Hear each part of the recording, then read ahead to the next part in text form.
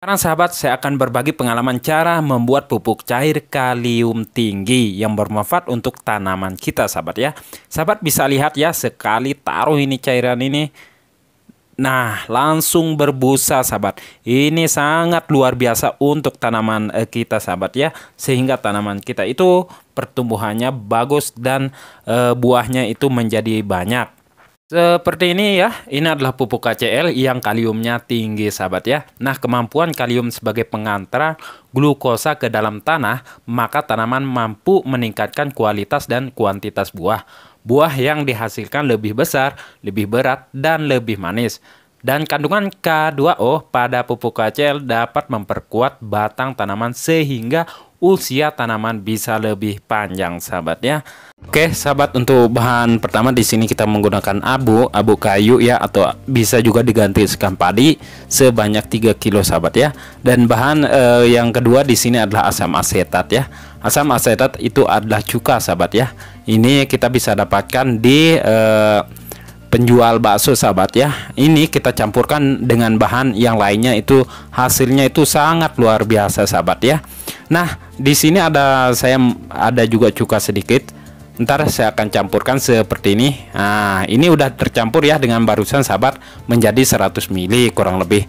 Dan bahan seterusnya itu garam sebanyak 1 ons, atau bisa juga sahabat gunakan 75 gram ya.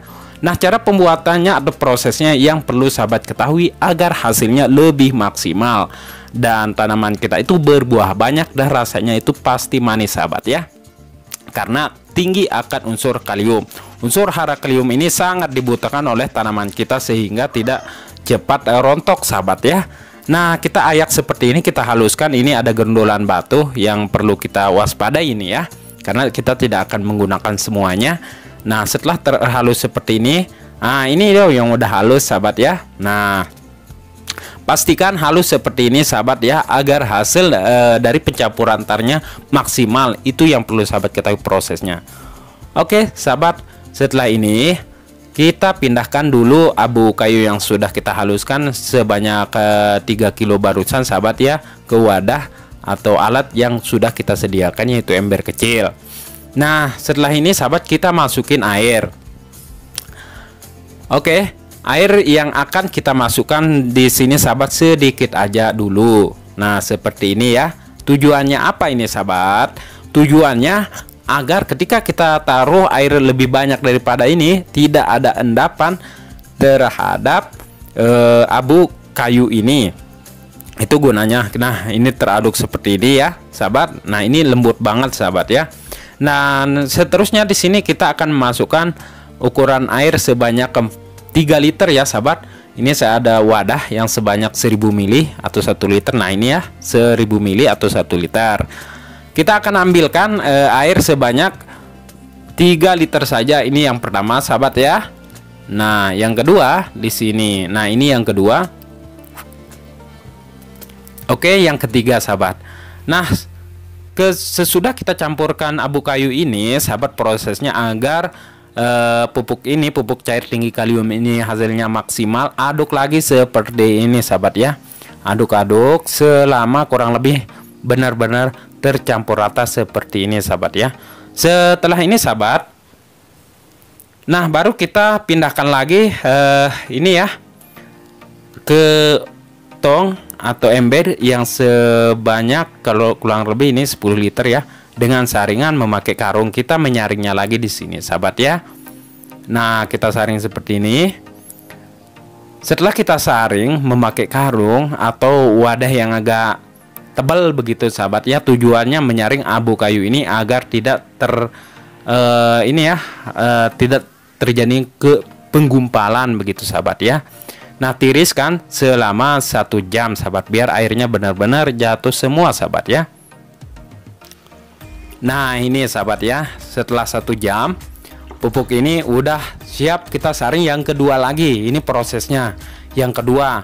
Nah, emang pupuk cair ini banyak prosesnya, tetapi ketika sahabat menggunakannya itu wow, hasilnya itu sangat luar biasa untuk tanaman kita. Oke, kita saring sekarang ya seperti ini. Ini kita memakai kain yang agak tipis sahabat ya.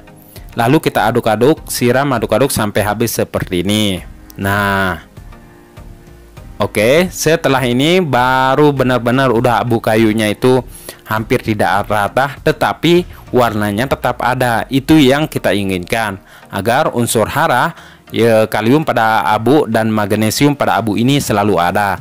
Lalu di sini kita akan pasak abu kayu tersebut sebanyak 3 liter.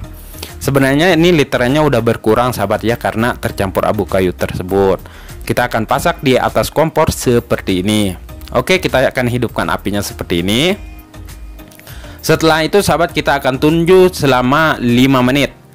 Oke sahabat, ini setelah 5 menit dia akan mengeluarkan sejenis busa. Kalau udah mengeluarkan busa seperti ini sahabat ya, baru masukkan garamnya.